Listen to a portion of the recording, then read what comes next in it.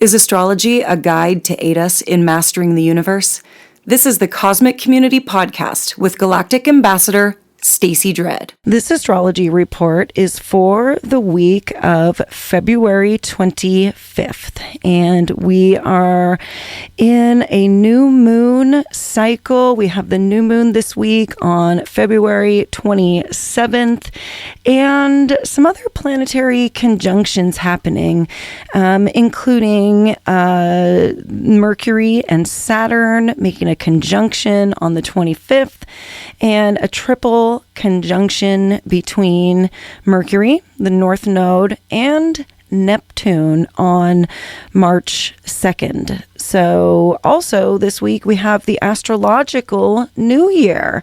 When we have the astrological new year, we get the first go at the new year in terms of the astrology. So that's exciting. Lots of new beginnings taking place as the moon enters Aries on March 1st. So just backing up a little bit to how we're entering this week, there is now a pretty large stellium of planets in Pisces, and we are feeling this energy. It's big. Pisces itself is one of the energies that it needs to be felt. It likes to be felt because it's the final sign of the zodiac, and we are coming to endings here. It's a point of culmination and of collectedness,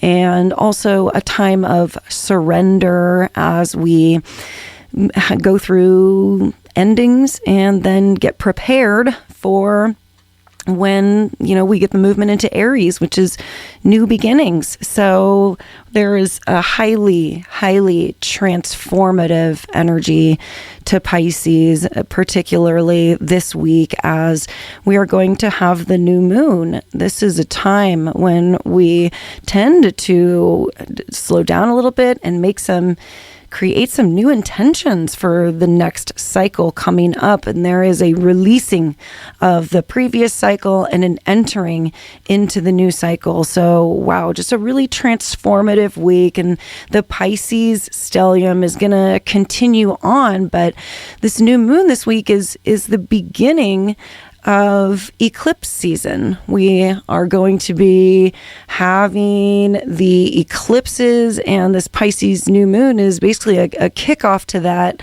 The North Node is in Pisces now. The South Node is in Virgo. So when we have the lunar illuminations or deluminations, the new moons and the full moons in Pisces and Virgo over the next 18 months, we're going to be experiencing eclipse energies, which is a wormhole. It is a cosmic course correction.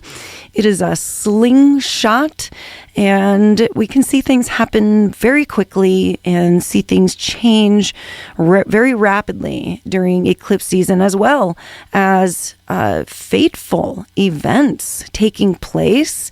We tend to see things fall into natural order when we have eclipses too. So this is what we are building up to. And so we come to this week with that already being the energy that's building up. And so on February 25th, we have the North Node and Neptune coming into a conjunction. And when two planets come into a conjunction, it's the energies blending together. And the North Node is all about our destiny. I just mentioned the eclipses, and so it's all that fate and destiny that is rolled into the North Node. It's our direction in life. It's where we are headed, where we are intending to go, and things that we want to bring into our life, the North Node. And Neptune is a similar energy where it's our hopes, dreams, and desires. And Neptune represents so many things, including our emotional body. Neptune is a very emotional planet and is watery and rules the ocean of emotion and all the waves that come along with that. And Neptune is also the planet of unconditional love and unconditional amounts of connection to source energy, whatever that means to you, that deep place that we go to find the strength and the energy. We go to source, we go to spirit, we go to connecting with that energy that seems to be bigger than you and I. It is a grander source of energy, intuitive messaging, knowledge, and wisdom. And Neptune has all of this up to offer this week. And this conjunction here is actually been taking place. We're kind of after the fact today talking about it. So it's been going on for many days, and we could have been feeling this actually for weeks moving into it. The North Node and Neptune are both slow moving points here in the astrological chart. So they're going to be dealing with each other for a while. And we're going to be feeling this definitely all the rest of this week. And it moves into the triple conjunction later in the week. But before that, we are going to see Mercury, the planet of our mind, the planet of communication. Mercury is talking and thinking. Is going to come into a conjunction with Saturn. And Saturn is the planet of the past and of restriction and constriction and of boundaries and rule structures and responsibilities. And Saturn is also a very ambitious type of energy. So we're going to be seeing, talking, hearing, thinking, Mercury, a lot about Saturnian things, these matters of karma and life lessons and matters of the past. And these two energies blending together are going to create a lot of talk and a lot of thought in terms of what we're feeling responsible for and how we are moving about and getting things done in our life that we are wanting to see come through in the end. Saturn wants to make sure things get done. It's a very goal-oriented energy. And so we could have big communications come through. I mean, Mercury brings messages. So we could be receiving some type of messaging today around, matters of the past or matters of responsibility. This is all happening in the sign of Pisces. Both the North Node conjunction with Neptune, that is happening at 29 degrees of Pisces, and this Mercury-Saturn conjunction is happening at 20 to 21 degrees of Pisces. So everything is happening in this highly intuitive sign. There's a lot of messaging here. There's a lot of kind of finalizing the messaging here, as Pisces, I mentioned, is a wrapping up type of energy, and Neptune has been in Pisces for quite a long time, many years, and so Neptune looking to wrap up its time in Pisces actually pretty soon. So this could be finalizing some thoughts that we've been having for a long time, finally coming to terms, with something in terms of Neptune themes, moving into a more fateful way of dealing with our hopes, dreams, and moving towards our goals here. So everything kind of comes together, and for you to see personally how this is going to be felt, it would be important to look at your astrological birth chart and find these points in Pisces and find which house we're working in Pisces. And then you can see sort of a little more personalized area in your life where you might be seeing all of this energy being consuming in this one area, and Neptune is quite consuming. It's the ocean, it's like swimming through the dark depths and swimming and treading water and being in it. And there is a true surrender here with Pisces that we'll talk about more with this new moon. Lots of intuition on the plate this week.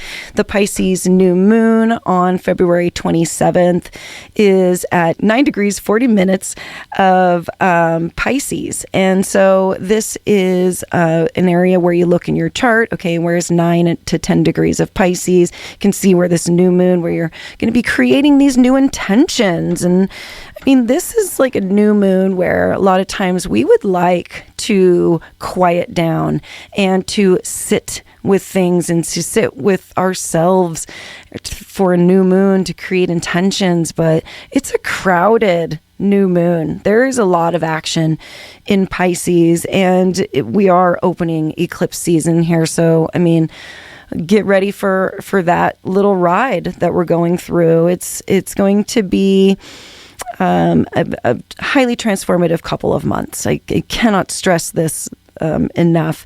The astrological new year coming in this week, so the Pisces new moon bringing in more of this new energy.